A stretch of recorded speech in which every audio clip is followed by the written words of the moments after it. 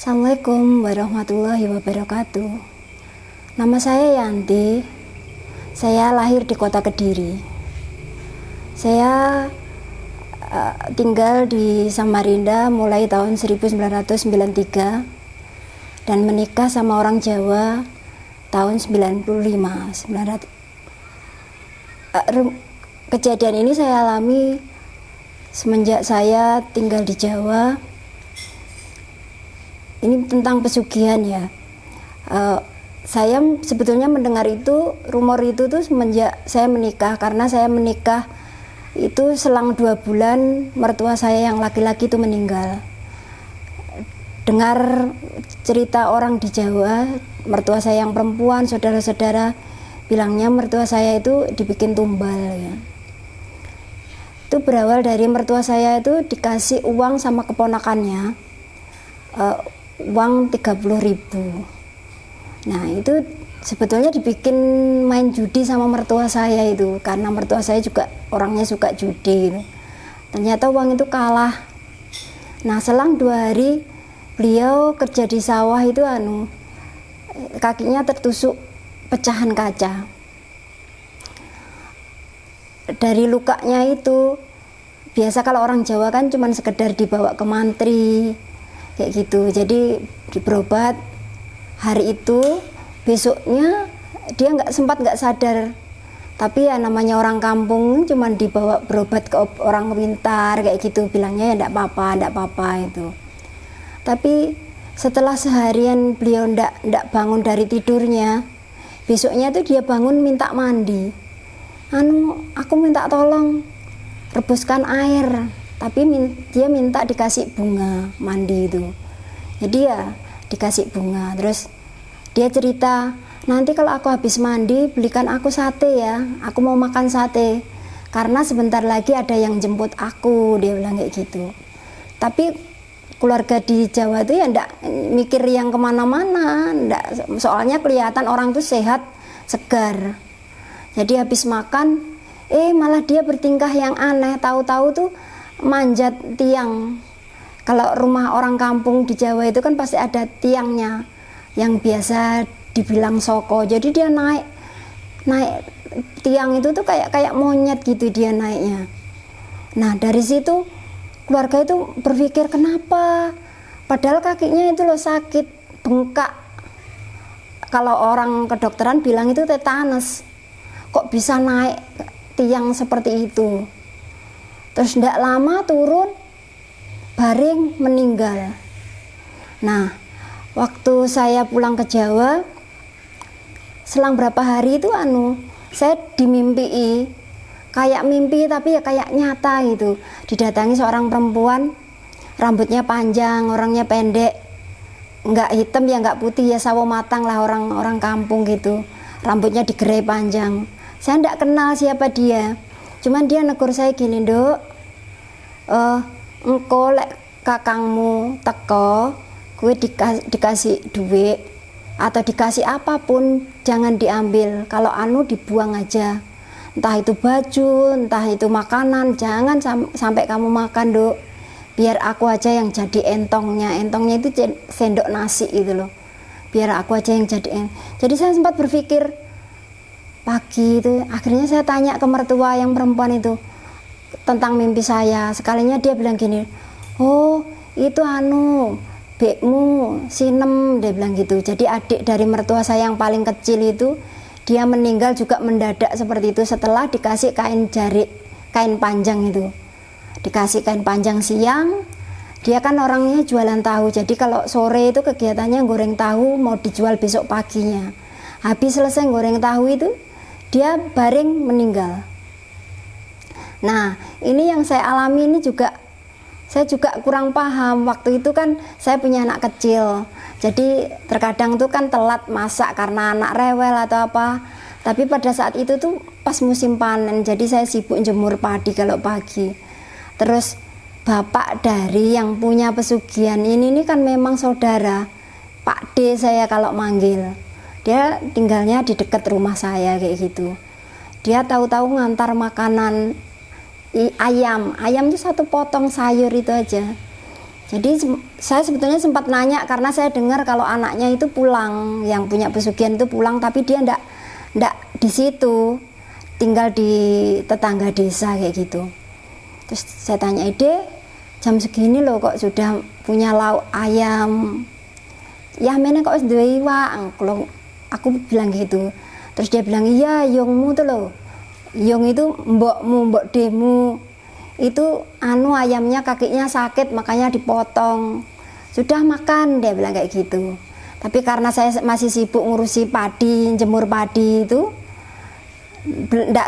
belum sempat saya makan. Pas siang saya lapar, saya makan itu ayam.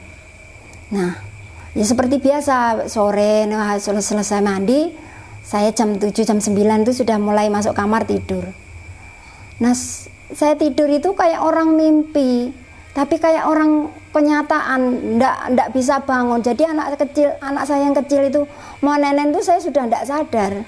Saya merasa itu dikejar-kejar sama makhluk seperti monyet, orang punya ekor juga, tapi posturnya postur manusia. Mukanya itu ya nggak begitu jelas sih. Cuman saya tuh bertanya, kenapa kok ngejar aku? Salahku apa? Dia bawa tali itu, kalau orang Jawa bilang dadung. Ya kamu sudah makan, ya kamu harus tanggung jawab. Makhluk itu tuh bilang ke aku tuh kayak gitu. Jadi saya sempat bilang, makanan apa? Saya ndak ngerasa gitu loh, ndak ngerasa dikasih orang apa. Sekalinya dia jelaskan, kalau ayam itu dari si B. Kamu tadi sudah makan tadi siang. Ya ampun, saya lari kemana aja tuh dikejar tuh pasti ketemu. Pas kira-kira mungkin setengah jam sebelum subuh itu ada orang mungkin ya orang pintar lewat depan rumah, atau memang Tuhan tuh sudah mengirim penolong untuk saya. Jadi orang itu datang ngetoki, bilang suami saya, dia langsung masuk, loh istrimu sakit loh. Enggak, dia tidur tapi kayak orang ngigau gitu. Jadi loh enggak ngigo, angkat keluar istrimu. Jadi saya kan tidurnya di dalam kamar, jadi diangkat keluar sama orang itu, dibangunkan, disiram pakai air, muka saya dikosok-kosok pakai air, pokoknya dibangunkan, dipukuli punggung saya kayak gitu supaya saya bisa bangun. Bilang, ini kalau sampai azan subuh selesai istrimu belum bangun, istrimu meninggal. Dia bilang gitu. Ini kayaknya dia kemakan makanan orang yang punya pesugihan. Orang itu juga bilang kayak gitu. Jadi ketika saya bangun, sadar, saya berusaha mengingat semua mimpi saya. Tapi nyata makhluk itu mengatakan kalau yang nyuruh itu si B. Jadi begitu pagi saya teriak-teriak marah sama bapaknya si B itu. Kenapa ngasih makanan itu, bilangnya kan yang masak yang perempuan, ternyata kok yang ngantari si B. Kalau sudah tahu si B kayak gitu, jadi mamanya bapaknya tuh bilang, ya orang memang sudah tahu kalau hanya punya pesugihan, masa sampai tuh ndak rela keluarganya jadi tumbal pesugihan semua, tak gitu kan. dia nangis-nangis. Terus habis itu si B itu tidak pernah lagi pulang ke situ, ke rumah orang tuanya, tidak pernah lagi. Nah, habis lama gitu saya dengar bapaknya lagi kan, mamanya pertama yang sakit stroke gitu. Jadi tidak ada keluarga yang berani nemani atau ngerawat, itu tidak ada kecuali saya. Saya kan cuman kasihan karena saya yang paling dekat. Jadi setiap makan, setiap minum obat tuh saya yang anu. Tapi habis gitu ya saya tinggal. Karena mertua saya juga bilang jangan nemani. Nanti kamu yang dibawa. Takutnya salah ngambil gitu bilang mertua saya. Tapi ya ada perasaan ndak tega. Jadi setiap anu itu. Terus selang berapa bulan suaminya itu sakit diare. Jadi mencret itu mulai dari pagi sampai siang itu ndak ada berhentinya. Akhirnya dehidrasi, tak bawa ke puskesmas. Tapi semalam itu yang jaga tuh suami saya, karena saya kan punya anak kecil, jadi ndak mungkin nemani. Jadi suami saya yang jaga. Dapat 2 hari itu ndak ada perkembangan, sakitnya itu ndak ada perkembangan. Terus pas zaman itu kan ndak secanggih zaman sekarang ya, ada HP, ada anu. Jadi kan kita kalau mau hubungi orang itu kan harus ke wartel dulu. Jadi saya ke wartel nelpon. Kalau anaknya si B ini punya HP yang Nokia zaman dulu itu. Jadi saya nelpon. Itu yang ngangkat kebetulan yang perempuan. Dia cuma jawab gini, alah alasan aja, paling minta uang kayak gitu. Jadi tidak lama itu saya tutup teleponnya, saya pulang. Karena maksud saya dia tak suruh pulang, tak suruh ngerawat orang tuanya gitu. Ternyata tanggapannya dikira saya itu cuma minta uang gitu. Jadi tak biarkan aja. Siangnya itu dia kirim uang, kalau tidak salah 300.000 bilangnya untuk makan orang tuanya. Tapi ketika uang itu tak ambil, itu saya juga sudah punya firasat, aduh ini uangnya terus kayak apa ini. Jadi tak bikin beli obat bapaknya itu, tak bikin nebus obat bapaknya lagi. Tapi malamnya itu bapaknya padahal sudah dehidrasi, lemes, tidak bisa ngapa-ngapain. Itu tahu-tahu dia manjat tiang kayak monyet. Jadi saya ketika melihat itu teringat cerita keluarga saya yang jaga bapak mertua saya itu. Aduh. Jadi dalam batin saya, astagfirullahaladzim, ini jangan-jangan nanti dibawa lagi. Bener, dia turun langsung tidur, langsung meninggal bapaknya itu. Jadi saya, ya Allah, ternyata seperti itu pesugihan. Tidak lama ibunya, kalau ibunya itu meninggal memang sakit sudah lama. Jadi tidak begitu Cuman yang di hari terakhir itu malam-malam karena dia sakit, tidak ada yang jaga. Jadi dia tidur di rumah itu sendirian. Pas tengah malam itu saya tidur dengar bunyi dok dok dok dok dok dok dok dok, kayak apa kayu dipukul-pukul gitu. Jadi saya dengar lama itu apa sekalinya mamanya itu jatuh dari tempat tidur. Itu cuman dia bilang gini aja, aduh kayak apa anakku kok tego tenan. Dia bilang kayak gitu, kok tego anakku. Cuman kami ya tidak berani ngapa-ngapain. Habis diangkat, dinaikkan, ya kita tinggal pulang.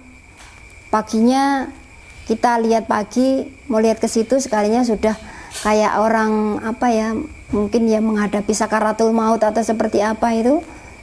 Tidak lama meninggal. Nah, dari kisah ini sebetulnya yang mau saya ambil itu, si yang punya pesugihan ini juga tidak lama itu sakit terus meninggal, tapi meninggalnya di Sumatera sana. Istrinya juga meninggal di Sumatera. Jadi tanahnya bapaknya, sawahnya bapaknya yang katanya dia beli dari uang anaknya itu juga habis kejual. Tidak tahu kemana, saya juga nggak tahu. Yang jual itu ya keluarganya yang perempuan. Itu kalau keluarga dari laki-laki kan mertua saya gitu. Yang harus kita garis bawahi, ternyata kalau uang seperti itu tuh ndak bermanfaat untuk hidup kita, ndak berfaedah gitu. Jadi untuk apa kita berjuang kalau kita mempertaruhkan kehidupan orang lain? untuk hal-hal yang tidak bermanfaat di kita. Semua orang yang berbuat pasti bertanggung jawab. Entah itu bagaimana caranya, Tuhan ternyata sudah mengatur semuanya. Itu cerita saya yang pertama. Saya juga punya cerita selanjutnya. Ini tentang pesugihan juga, tapi bentuknya beda. Dia berbentuk kayak delman. Mungkin kalau orang Jawa lebih tahu kalau delman, pesugihan delman itu. Jadi itu tetangga saya itu sakit memang sudah tua, sakit lama gitu. Tapi ketika saya jagai di rumahnya, nemani keluarganya jaga, rumah saya kan memang bersampingan, itu terdengar suara delman. Saya kira cuma di rumahnya dia aja yang terdengar kayak gitu. Ternyata ketika saya tidur di rumah saya sendiri, delman itu perasaan malah memutari rumah saya, ngeliling rumah saya. Bunyinya itu malam pertama tak biarkan, malam kedua, loh kok datang lagi, saya diam dulu. Malam ketiga datang lagi, setiap jam 12 lewat pasti itu bunyinya itu terdengar lagi. Jadi saya ngobrol sama suami saya, kamu berani ndak nemu itu, tak gitu kan. Kalau kamu berani, ayo. Jadi suami saya itu, saya pernah diajari sama seseorang, kalau kepengen melihat hal seperti itu tuh begini caranya. Jadi suami saya tak kasih tahu, gini caranya. Jadi mulai siang hari keempat itu saya sudah bersiap, nanti malam kalau kamu muncul pasti ketemu. Nah, pas malam itu juga gitu, dari sore memang tidak tidur kami itu. Jadi suami saya tak suruh lewat pintu belakang, saya melewat pintu depan. Pas saya keluar dari pintu depan, delman itu pas berhadapan sama saya. Di delman itu ada makhluk kayak manusia, tapi nggak jelas mukanya, tuh serem kayak gitu. Cuman saya heran, saya tanya, kenapa kamu ngelilingi rumah saya? Biasanya orang yang dikelilingi kayak gitu biasanya punya sangkutan sama yang punya, istilahnya, atau kita pernah dipinjami uang atau pernah dikasih makanan kayak gitu. Jadi kan saya nggak ngerasa ada sangkutan sama orang, kok ada makhluk seperti ini. Jadi saya tanyai, malah delman tuh jawabnya gini, walah salah dalan. Kalau orang Jawa bilang kayak gitu, salah jalan. Loh kok yo aneh, salah jalan kayak gitu kan. Lah kamu punya siapa, tak gitu kan. Dia sebutkan nama seseorang yang saya sebetulnya tidak begitu paham siapa itu. Itu loh bapaknya si P gitu. Kalau P itu saya tahu, cuman dia tetangga agak jauh, beda gang sama saya. Jadi saya, ya wes, kalau salah jalan saya lepas. Akhirnya hilang makhluk itu, setelah menyebutkan nama itu langsung hilang. Paginya saya datangi ke gang sebelah itu, tak datangi orang yang paling tua itu, tak tanya, ya Mbah, kenal namanya ini kan Mbah? Oh itu loh bapaknya si P itu. Oh iya gitu. Kenapa Dok? Kok Mbah, kayaknya orangnya semasa hidupnya ada yang ndak Iya Dok, gini dia cerita kalau memang dia punya pesugihan. Tapi yang justru jadi tumbalnya orang-orang sedekat dia, istrinya, anak-anaknya kayak gitu. Jadi tinggal anaknya kalau tidak salah 8 atau 9 itu tinggal 4. Terus bapaknya meninggal. Jadi yang punya meninggal sudah. Terus yang anak-anaknya itu tidak kaya juga. Dia itu kehidupannya juga tidak kaya. Tapi lebih ke selingkuhannya. Wanita-wanita simpanannya itu yang kaya, yang dikasih uang dari dia, tapi kok tidak dibikin tumbal itu. Saya herannya di situ. Oh ya sudah, saya berpikirnya, oh ternyata pesugihan itu juga macam-macam jenisnya. Ternyata orang tuh bermacam-macam cari jalan kekayaan tuh masing-masing dengan cara masing-masing. Tapi ya untuk apa kalau seperti itu? Dia juga tidak bisa menikmati dengan enak, dengan nyaman. Cuman ketika dia salah sedikit, atau mungkin dia tidak menepati janji dengan perjanjiannya dengan makhluk itu, ternyata semua kenikmatan, kenyamanan tuh diambilnya kayak gitu. Cukup sekian cerita saya. Oke Mbak, terima kasih untuk datang ke sini dan cerita pengalaman hidup Mbaknya. Ada ini yang ingin saya tanyakan sama Mbaknya. Itu kejadiannya kira-kira pada tahun berapa sih mertua yang si B tadi itu meninggal jatuh dari atas tiang, padahal dia kan seperti memanjat ya, seperti monyet. Itu kira-kira tahun berapa itu? Yang mertua saya atau yang bapaknya si B? Yang bapaknya si B itu kan yang kayak monyet yang kedua kan? Nah itu. Bapaknya si B itu meninggal tahun 98. 98 ya? Oh sudah tahun 98 ya? 98. Seperti apa sih Mbak di Jawa itu tahun 98 itu? Kalau di tempat saya tinggal itu, rumah saya itu memang kampung banget. Oh kampung banget ya? Kampung banget. Terus rumah saya lagi masuk di gang. Masuk gang. Saya pertama datang ke situ aja berpikir, aduh kerasan atau enggak ya. Di bawah pohon bambu rumah saya itu jadi rindang pohon bambu. Banyak pohon bambu, banyak pohon jati di kanan kiri itu. Terus di gang situ cuman tinggal 1, 2, 3, 4, 5 rumah. Itu pun jaraknya jauh-jauh, nggak deket kayak gitu. Jadi masuk gang, terus ada sekitar 5 rumah, baru rumah Mbak itu di ujung kah? Atau ya di antara itu tadi? Di antara.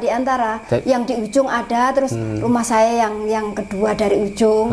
Terus rumahnya bapaknya si B itu kiri saya, masuk gang lagi di ujung kiri. Jadi jaraknya itu berjauhan? Jauh. Kayak 50 meter atau 100 meter? Bisa 100 meter. Bisa 100 meter ya? Ada jauh 100 meter, iya. Terus kalau samping-sampingnya itu kan kayak ya anggap aja rerumputan. Itu termasuk tanahnya Mbak kah atau tanah orang lain kayak gitu biasanya? Kita 5 rumah itu satu keluarga sebetulnya, satu mbah, satu nenek. Oh. Itu masih keluarga semua. Jadi tanah itu memang luas. Luas. Ada kebun jeruk, ada kebun mangga kanan kiri kami itu kayak gitu. Jadi pohon mangga itu ya tinggi banget kayak gitu. Kalau itu kan tadi kan Mbak bilang masuk gang. Setelah masuk gang itu berarti belakang rumah Mbak itu ya hutan sudah. Iya, hutan lebar. Oh, oke. Hutan. Kemudian ini saya ingin tanyakan yang mertuanya si B tadi, yang bapak-bapak itu. Itu tadi kan dia meninggalnya kan ketika dia naik ya. Dia naik. Manjat. Nah, itu sebentar Mbak. Jadi ketika dia manjat, kemudian dia jatuh. Nggak jatuh sih. Nggak jatuh? Saya turunkan. Oh, Mbak turunkan? Saya turunkan sama suami saya turunkan. Karena saya tahu dia dehidrasi. Udah beberapa hari itu nggak bangun dari tempat tidur. Tiba-tiba kok bisa naik kayak gitu.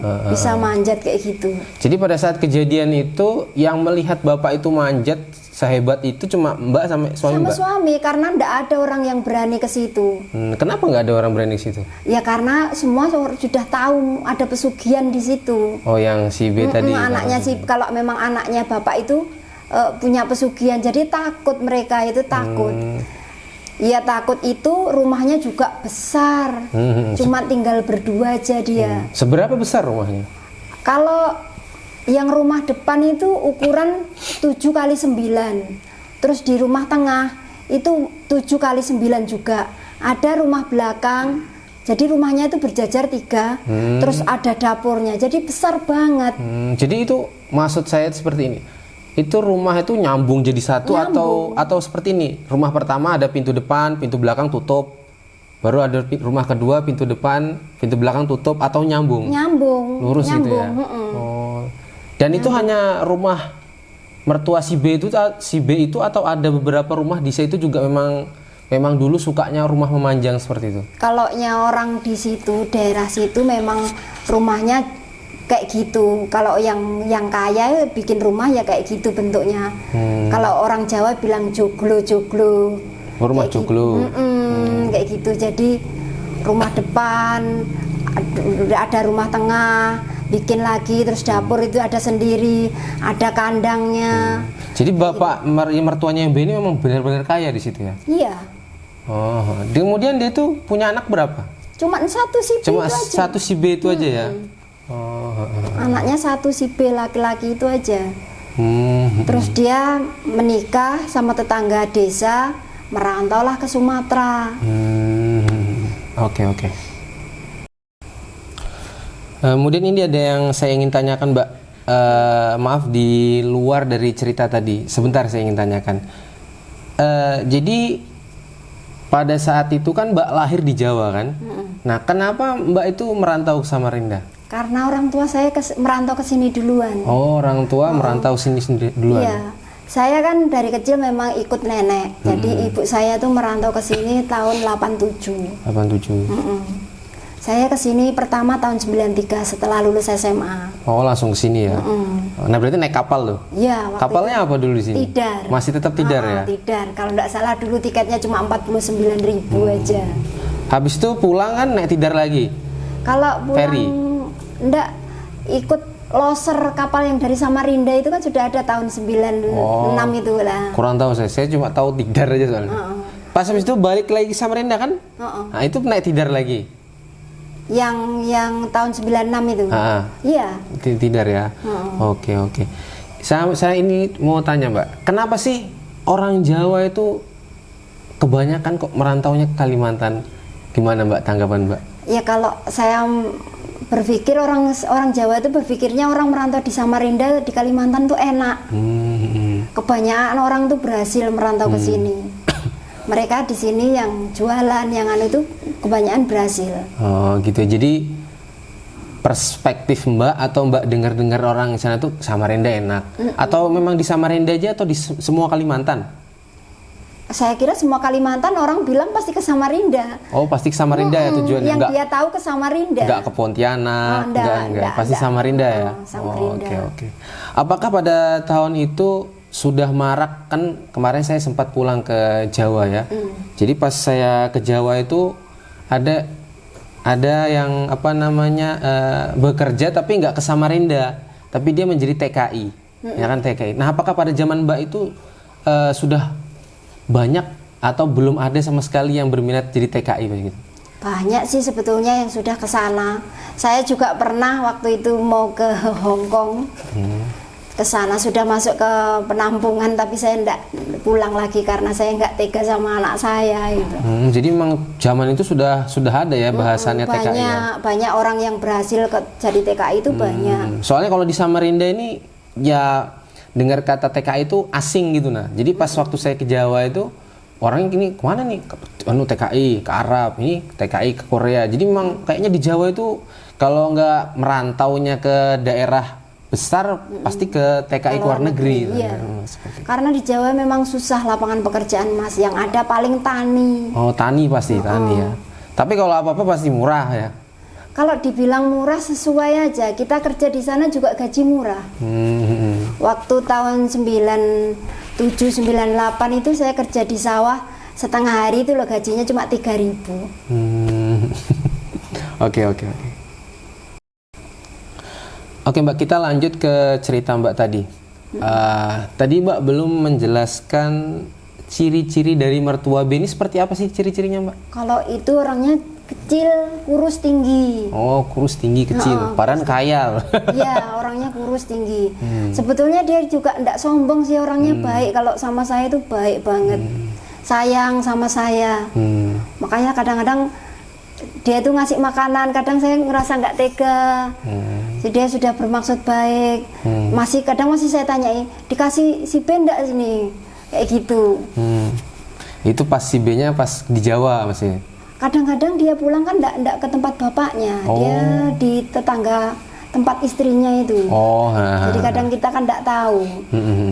Jadi kalau yang mertua B ini punya usaha kah atau memang dari sebelumnya memang sudah kaya juga? Enggak juga sih, dia mulai kaya ya karena si B setelah merantau ke Sumatera itu. Jadi kirim uang, nanti beli sawah, nanti beli tanah kayak gitu. Jadi pas bangun rumah panjang itu sebelum atau? Ya sesudah si B merantau. Kalau dulunya ya rumahnya kecil aja seperti rumah mertua saya, cuma satu gitu aja. Kalau yang ibunya ini ciri-cirinya seperti apa? Kurus juga. Sama-sama kurus juga ya. Oh, memang kayaknya orang zaman dulu masuk ke kurus-kurus kayaknya. Ya, kalau orang Jawa dulu tuh kan kalau orang zaman dulu itu kan banyak tirakat. Oh ya. Saya yakin orang-orang yang lahir tahun 40 50 itu pasti orangnya luar biasa, tirakat istilahnya ya apa ya? Ndak kayak orang sekarang. Orang Jawa zaman dulu kan berprinsip gini, hidup bukan untuk makan, tapi makan untuk hidup. Ya benar. Gitu. Oh, sekarang harus punya duit. Oh, ya. Iya itu. Jadi ada lagi nih Mbak saya tanyakan.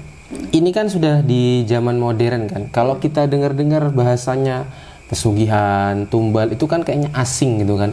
Kayaknya nggak mungkin itu ada di zaman modern sekarang, dan kayaknya nggak mungkin juga deh di masa dulu-dulu itu ada. Tapi kenyataannya memang ramenya itu ya di bawah tahun 2000 ya kan, 90 80. Nah, yang ingin saya tanyakan sama Mbak, pada saat Mbak itu masih di Jawa itu, apakah memang di sana itu santer ya, atau bahasanya tuh banyak memang orang-orang cari ya anggaplah pesugihan gitu? Santer, tapi jangan salah, di Samarinda ini loh ada. Di Samarinda ini ada. Saya sempat ngejar itu. Oh, sempat juga. Tapi dia berbentuk tuyul. Ya, kalau tuyul. Kalau saya kan berprinsip gini, kalau orang punya ya terserah, monggo, itu hak dia. Asal jangan ganggu punya saya. Karena saya uang 1000 2000 loh, saya kerja setengah mati. Ketika saya diganggu ya saya marah. Oke, jadi memang di zaman itu memang sudah rame ya pesugihan-pesugihan itu ya. Kalau yang Mbak pernah dengar selain pesugihan monyet apa lagi di ya sana? Tuyul ada. Tuyul ada. Ada orang cari pesugihan sendang lonte. Sendang lonte apa itu? Kalau pesugihan sendang lonte itu gini, yang saya pahami ternyata orang yang cari pesugihan itu dia punya banyak perempuan. Jadi ibaratnya lonte-lontenya dia itu yang bikin dia kaya. Semakin dia banyak lonte, semakin dia kaya. Lontenya itu yang ditumbalkan nanti? Enggak. Dia yang pernah saya temui, dia perjanjiannya bayar uang. Jadi misalkan dia punya lonte, nanti saya beli pesugihan misalkan 10 juta, nanti dapatnya 100 juta, tapi dengan syarat kamu punya lonte sekian. Itu di Jawa tuh ya? Di Jawa. Oh, saya baru dengar itu Pak pesugihan itu. Makanya saya itu juga semakin ke situ. Kalau semasa saya anak-anak yang saya tahu ya tuyul itu aja, karena memang tetangga saya punya. Jadi saya kan deket dengan pondok. Jadi Mbah Yai itu sering, saya itu nakal dari kecil Mas, tapi paling disayang sama Mbah Yai. Jadi ketika tuh dikasih tahu, gini loh kamu caranya kalau kepingin tahu. Kalau kepingin lihat gini loh. Maksudnya seperti apa itu? Ya ada. Nggak bisa dikasih tahu di sini? Sebetulnya bisa sih, tapi walaupun orang melakukan itu tidak semuanya berhasil. Harus punya kemampuan juga ya? Ya mungkin seperti itu. Kalau dibilang kemampuan, saya juga tidak punya kemampuan apa-apa. Oke. Jadi anggaplah ada yang tadi Mbak sebutkan tadi, kemudian ada tuyul. Dan itu Mbak itu kan dari Kediri kan ya? Kemana sih mereka nih cari-cari itu kayak pesugihan tuh ramenya di Jawa itu? Kalau yang monyet itu, yang si B punya itu dia dari Lampung. Oh, Lampung, malah beda ya? Dari Pringsewu sana loh, daerah Pringsewu. Terus ada juga yang monyet itu kalau dari di Jawa di daerah Tulungagung. Ada jembatan Ketekan. Nah, di situ orang biasanya juga di Gunung Bromo, di situ ada juga orang nyari. Di tempat-tempat seperti itu ada. Jadi memang saat itu tuh memang kayaknya apa ya bahasanya tuh, gampang nyari apa sih bahasanya tuh? Nyari informasi. Ya, nyari informasi itu kayaknya gampang banget ya di situ. Biasanya ya mereka dari teman ke teman sih. Kalau sekarang kan zaman modern sekarang kan susah. Di mana ya pesugihan? Nggak tahu. Kalau ya, dulu kalau kita tanyanya secara vulgar kayak gitu ya orang pasti menutupi. Nggak mungkin aku lo punya pesugihan, kan nggak mungkin. Nggak, maksudnya kan kalau tanya gitu. Kalau saya lah anggap sama sepantaran satu, pasti nggak ada yang tahu karena zaman sekarang kayak modern gitu loh. Kalau zaman dulu memang kayaknya hampir semua. Ketika zaman dulu tuh kan memang orang susah banget. Ketika orang berpikiran pendek, oh kok hidupku susah terus aku kepingin kaya, ambil jalan pintas ya seperti itu. Terus di tempat-tempat seperti itu kan ada juru kunci, ada petunjuk jalannya. Kemudian nih Mbak, si B yang anaknya cuma satunya itu kan, itu di Sumatera. Itu seperti apa sih ciri-cirinya? Orangnya ya kayak bapaknya itu, sama kurus kayak bapaknya. Gitu, kurus, kepalanya botak, orangnya tidak banyak ngomong.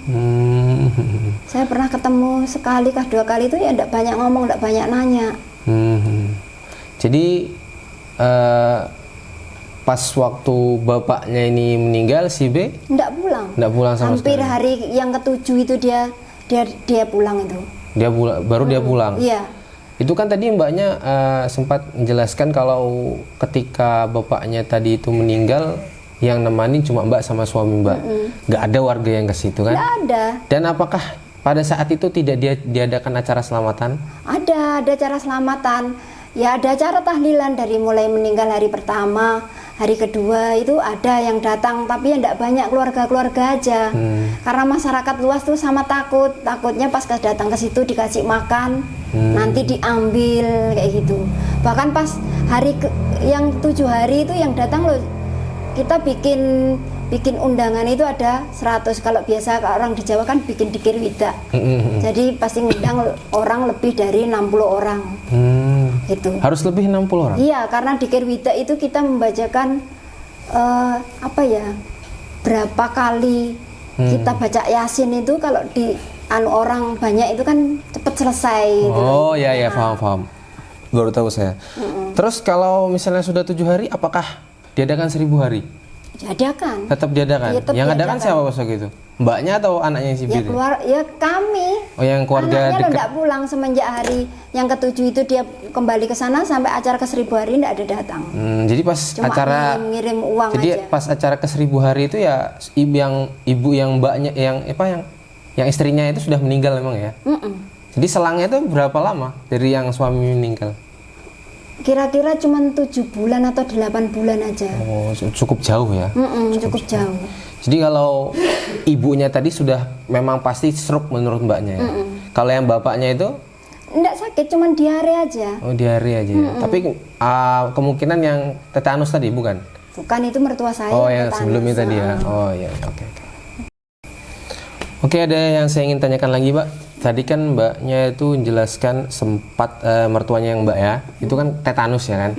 Jadi kalau zaman sekarang ini kan kalau kita kena apa-apalah atau sakit sedikit lah, pasti kan ke puskesmas. Nah kalau zaman dulu itu apakah langsung ke puskesmas atau nunggu seminggu nggak sembuh-sembuh atau nyari mantri gitu? Seperti apa, Mbak? Dia kenanya itu pagi. Terus malam karena dia demam baru dibawa ke mantri. Sebetulnya rumah kami dekat dengan puskesmas, tapi orang-orang di sekitar situ biasanya memang ke mantri itu yang agak jauh dari rumah kami. Mungkin ada 5-6 kilo itu ke desa tetangga itu. Jadi memang bisa aja langsung ke puskesmas atau ke mantri ya? Sebetulnya bisa. Cuman orang kampung tuh nggak tahu juga, saya juga bingung. Orang saya yang melahirkan pertama itu aja lahiran di rumah, nggak ada siapa-siapa. Terus kalau masalah biaya dulu di puskesmas kayak apa? Bayar mahal nggak? Enggak. Sama aja murah gitu ya? Kalau nggak salah tahun itu cuman 2.000 kalau nggak salah. Jadi cukup mahal berarti ya? Sama, ya kayak sekarang 20 ya, kayak 50 ya? Ya bisa 50. 2.000 itu kadang-kadang kalau kita memang nggak punya ya nggak apa-apa. Oke Mbak, dari yang Mbak jelaskan tadi saya rasa ini sudah cukup saya tanya yang agak spesifik tadi yang Mbak jelaskan. Kira-kira Mbaknya masih ada lah ingat-ingat punya cerita apa lagi yang belum disampaikan? Iya. Ini kejadian ini malah baru aja. Oh baru aja ini, ya? Pengalaman dari ibu saya. Ini kalau dibilang mistis ya mistis. Kalau orang Jawa bilang orang meninggal itu tidak boleh lewat kalau bukan jalannya. Maksudnya? Mau memakamkan orang meninggal itu loh. Misalkan jalannya itu harusnya lewat sini. Ternyata di sini tidak bisa lewat, dia putar. Itu pamalik kalau orang Jawa bilang. Nah ini kejadian sama ibu saya. Pas jam 12 itu memang ada orang setelah 3 di Bukuan itu kan meninggal. Dia makamkan lewat dekat rumah saya. Ambulan itu lewat dekat rumah saya. Sudah saya tegur, soalnya saya punya insting itu. Waduh ini loh, bukan jalannya kok lewat sini, ini pasti bawa orang sini. Tapi saya pede karena keluarga saya tidak ada yang sakit. siapa ini yang dibawa, ternyata ibu saya. 3 hari setelah itu ibu saya meninggal. Dan itu loh ndak sakitnya ibaratnya sore dia ngeluh cuma aku masuk angin, jadi kerok ikan ndak terlanjur sakit kok. Insting Mbak kuat berarti ya. Ya itu saya itu heran, tanya adik saya tidak percaya. Jadi astagfirullahaladzim, jadi ketika ibu saya sakit pagi, sorenya meninggal. Ada lagi kira-kira? Banyak sebetulnya cerita-cerita itu tuh. Yang waktu ketika Mbaknya masih kecil kira-kira yang bisa dibagikan? Kalau masih kecil itu kan ceritanya gini, rumah saya waktu di Kediri, masih di Kediri. Rumah saya itu kan memang dari rumah pastikan ada kebun pisang, kebun anu itu kan luas. Jadi kalau saya mau belanja ke warung itu kadang lewat kebun, kalau yang warung di belakang rumah saya. Jadi saya itu disuruh ibu saya sambil ngomel, suruh beli kopi. Kopi itu ke warung. Jadi saya sambil ngomel. Jadi pegang cangkir itu. Sekalinya di pohon pisang itu ada putih-putih, kira apa? Ternyata begitu dekat pocong, lepaslah cangkir ini sampai rumah ndak dapat kopi. Itu benar-benar terlihat itu sosok itu. Iya, jelas. Padahal nggak dekat kuburan ya? Ndak. Ndak dekat kuburan, di kebun belakang rumah saya itu. Itu umur berapa Mbaknya itu? Saya umur berapa ya? SD kelas 3 kalau ndak kelas 4 itu. Pertama kali ngeliat itu? Kalau dibilang pertama mungkin iya. Ya kenapa ya? Kenapa ya kalau ketika kita waktu kecil itu malah kita sering ditampakkan daripada kita dewasa itu? Kalau menurut orang yang sudah berpengalaman, orang pintar itu biasanya kalau anak-anak itu kan masih jiwanya jiwa bersih, pikirannya pikiran bersih. Sebetulnya mereka juga kalau mau menampakkan diri ke kita itu ada beberapa istilahnya syarat yang harus mereka itu, kecuali memang dalam ketidaksengajaan. Soalnya saya juga begitu kalau pas waktu kecil ngelihat, tapi pas waktu sudah habis SMA tuh nggak pernah ngeliat lagi tuh. Makanya kalau ada orang bilang anak kecil nangis diganggu setan, mungkin ada kan orang nggak percaya kan, karena mereka nggak percaya gitu loh. Sedangkan saya sendiri pernah ngalamin waktu kecil ngelihat itu, makanya saya percaya kalau ada anak kecil diganggu. Kalau mereka nggak pernah ngalamin ya nggak bakal percaya gitu. Sama aja kayak podcast cerita ini kan, kalau mereka nggak pernah ngalamin ya nggak bakal percaya. Makanya itu. Ada lagi nggak Mbak kira-kira? Kalau dibilang kayak gitu, saat ini di rumah saya itu loh ada. Yang enggak, waktu Mbaknya kecil? Kalau masih kecil dulu itu enggak sih. Cuma itu aja, pocong itu tadi? Enggak, saya punya pengalaman gini. Saya kan dari kecil memang ibu saya menikah lagi, jadi saya tinggal sama nenek saya. Jadi nenek saya itu orangnya sibuk di warung situ. Jadi kadang-kadang ketika saya sakit itu enggak ada yang rawat. Saya dari kecil tuh sakit, saya tipes. Jadi yang kalau sudah sakit kan enggak bisa bangun, kadang-kadang ada perasaan sedih, nelongso kalau orang Jawa bilang. Lah, rumah saya itu dekat dengan kalau orang Jawa bilang punden. Tahu punden? Punden itu tempat-tempat yang disakralkan sama orang kampung. Jadi kalau nanti pas suro, bulan suro itu pasti diacarakan ritual di situ. Kasih sesajen gitu. Kayak gitu. Tempatnya kayak apa itu biasanya? Ya kalau orang nggak pernah lihat ya serem. Di situ ada pohon beringin yang besar sekali. Oh, pokoknya pohon sekali. Harus pohon beringin atau pohon yang lain? Enggak juga. Pokoknya besar kalau gitu. Di tempat mertua saya itu, depan rumah saya itu pohon asem. Pokoknya yang kayak kelihatannya tuh auranya gelap gitu. Pasti ya? Kelihatan kok. Pasti kelihatan. Terus? Kalau orang yang peka itu yang ngerasa. Nah, ketika saya sakit pernah saya kayak orang putus asa. Saya sakit nggak ada yang rawat kayak gini. Jadi tempat itu tempat permainan saya. Jadi kalau saya lagi sedih, keluh kesah saya ke situ. Nah, suatu ketika ada muncul makhluk. Jadi ular itu besar sekali. Besar ular itu pokoknya. Tapi ular itu kayak naga yang bermahkota gitu loh. Nah, ular tapi ada mahkotanya gitu? Ada mahkotanya gitu. Jadi matanya tuh kedip-kedip kayak manusia karena besar itu. Pada saat itu dibilang takut ya takut, tapi sudah pasrah. Alah, sudah dimakan mati selesai, daripada saya tidak sakit tidak ada yang ngerawat gitu kan. Tapi ternyata makhluk itu justru berteman sama saya bertahun-tahun. Ada tetangga saya pas itu tidak percaya kan, tak bilangin tidak usah sombong jadi orangnya itu kan agak sombong. Namanya Pak Marto itu. Itu dilihat ekornya aja, dia langsung serangan jantung meninggal. Dilihat ekornya aja. Apakah itu penunggunya itu tadi tuh? Iya. Oh, seperti itu ya. Jadi tempatnya itu memang besar. Ketika dia makhluk itu keluar dari sarangnya, kepalanya di sini, ekornya depan rumah saya kan pabrik karung goni. Jadi ekornya itu bisa melingkari pabrik itu. Besar banget, memang besar. Iya, kalau memang saya dengar cerita kan memang orang zaman dulu kan memang pasti kayak gitu kan. Ada suatu tempat atau apa sih bahasanya, pohon beringin yang besar yang dianggap apa tadi Mbak bilang, pinden. Punden itu kan pasti ditaruh sajen di situ kan.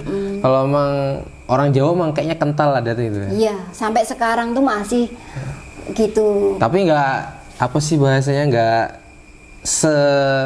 seorang dulu kayaknya yang terlalu kental itu. Cuman sekarang kan orang sudah mulai ngerti agama, jadi kita tidak meninggalkan adat, kita tetap menghormati adat orang zaman dulu, tapi kita pemikirannya lain, melestarikan, ibaratnya melestarikan. Karena budaya. emang ada yang barang itu sudah tinggal lama di situ, kita kan harus izin dulu, nggak boleh sembarangan gitu kan.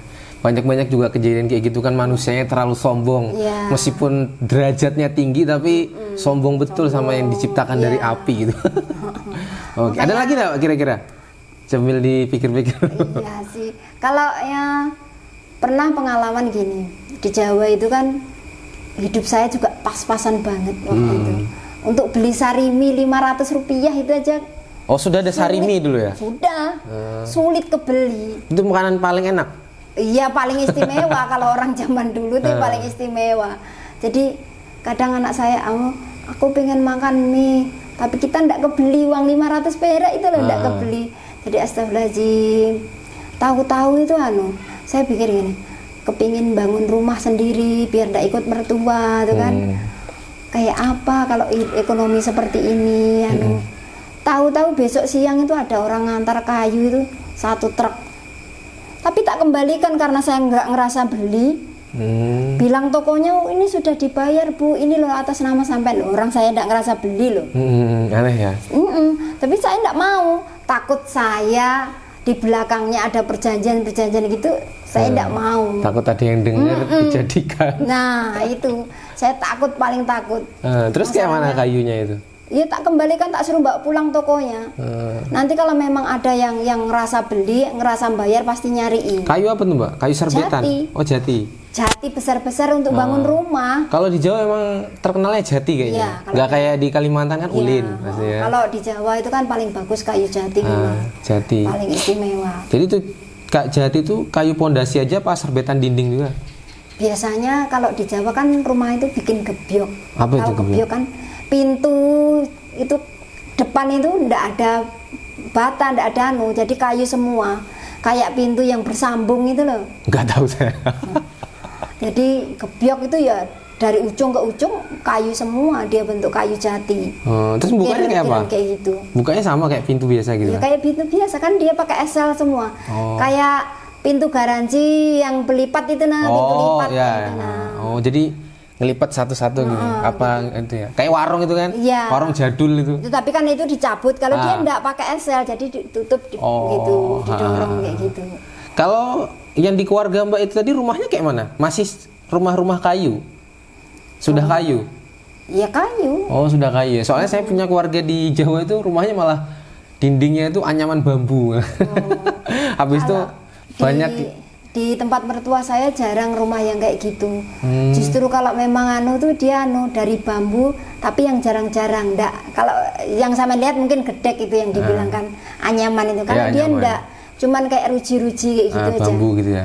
Tadi separuh bata, separuh bambu. Cuman bata itu ndak kayak gini, pakai luluhan keras pasir itu ndak, pakai tanah liat.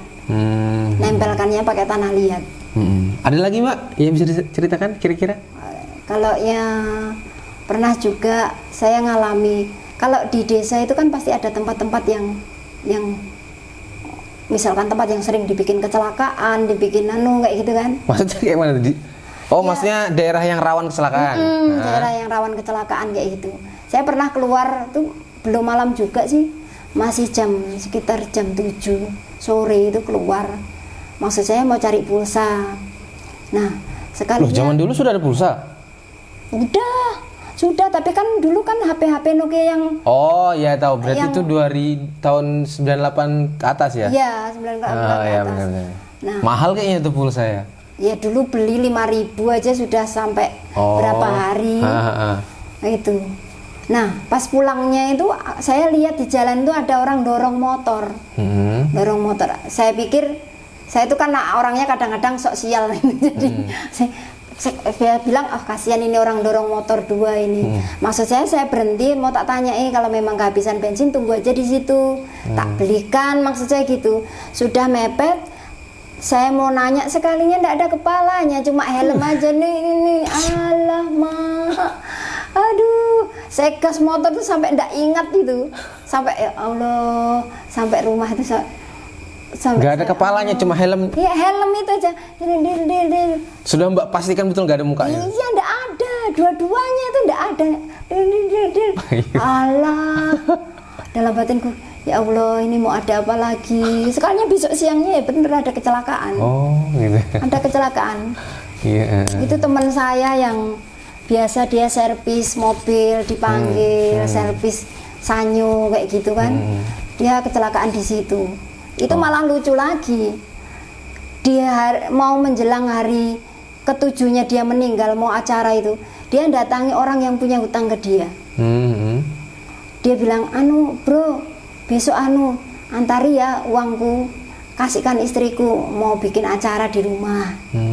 Siapa yang datang itu padahal orangnya sudah meninggal. Jadi orang yang bayar hutang datang ke rumah itu ya kaget semua. Kaget semua. Itu loh sudah tahun 2001 kalau tidak salah. Sudah modern itu. lah. Iya.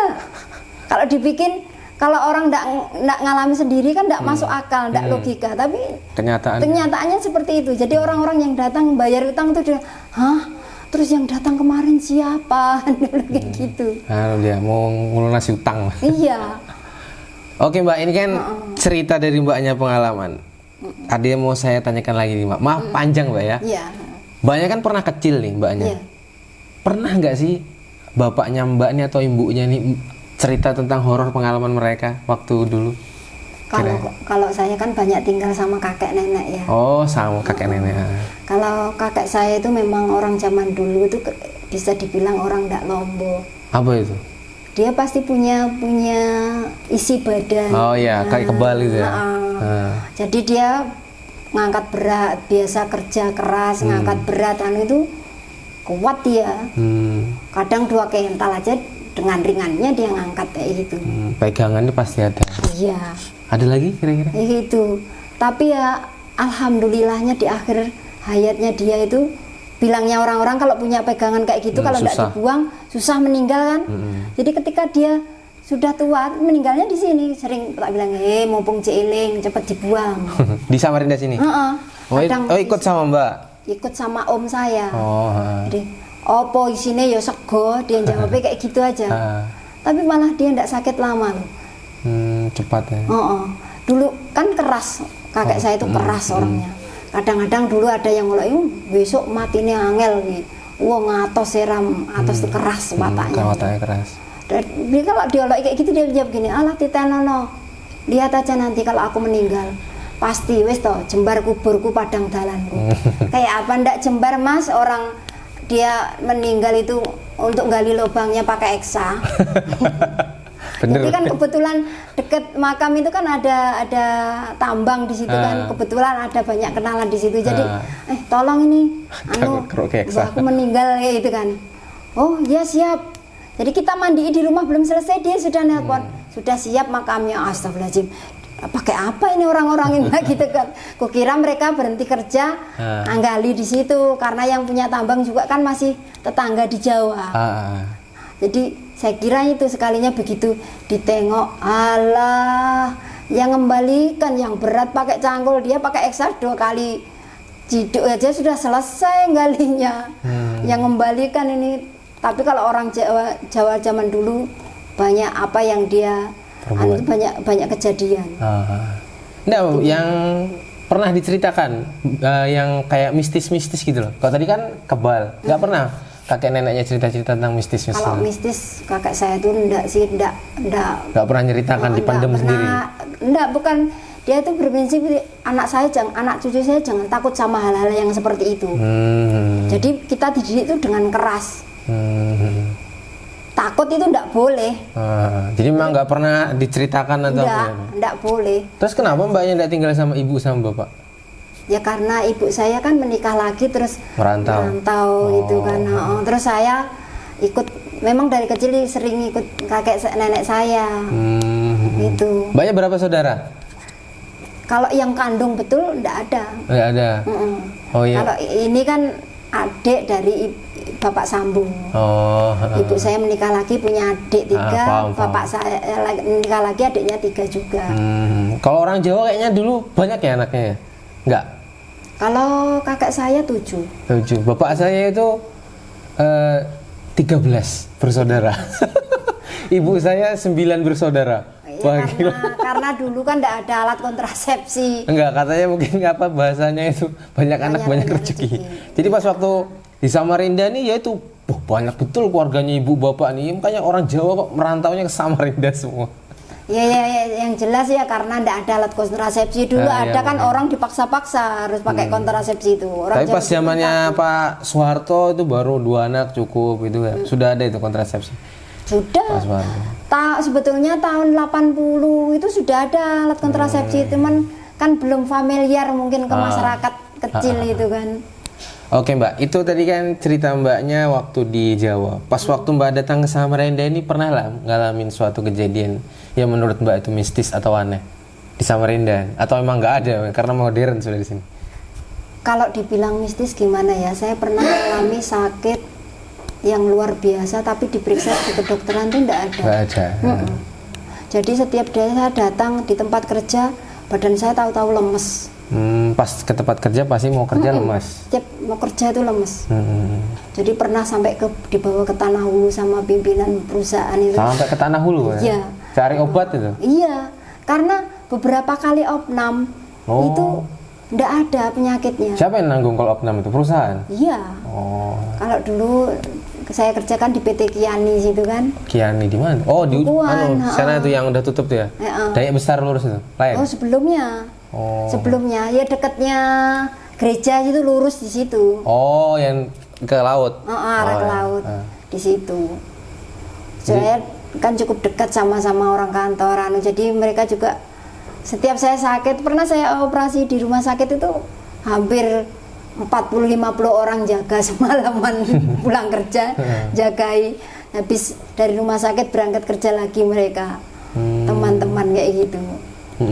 Kerjanya di PT apa tadi? Kiani Sakti. Suami istri Mbak di situ juga? Enggak, suami saya yang dulu itu kerjanya di Gani Mulya. Di mana itu? Di Lok Janan. Oh, beda jauh ya tempatnya? Beda jauh, cuman kami tetanggaan waktu tinggal di Samarinda. Kan saya tinggal kerja di Bukuan, tapi tinggal saya di Samarinda orang tua saya. Belum di Bukuan. Jadi makanya orang kalau Jawa ke Samarinda ini kalau nggak perusahaan, usaha pasti gitu ya? Iya. Apa kebanyakan ke perusahaan kayaknya? Banyak yang jualan sih. Kalau bapak saya kemarin itu di Segara. Oh, di Segara. Segara itu. Jadi emang kayaknya orang zaman dulu emang di perusahaan. Cuma sayangnya dulu aja Bang, lambat responnya. Coba dulu tuh beli tanah banyak ya enak. Dulu kan tanah murah ya. Dibilangnya orang tua saya dulu aja ndak mau. Waktu saya kerja di Kiani kan orang tua ibu saya kan almarhum kerja di Segara.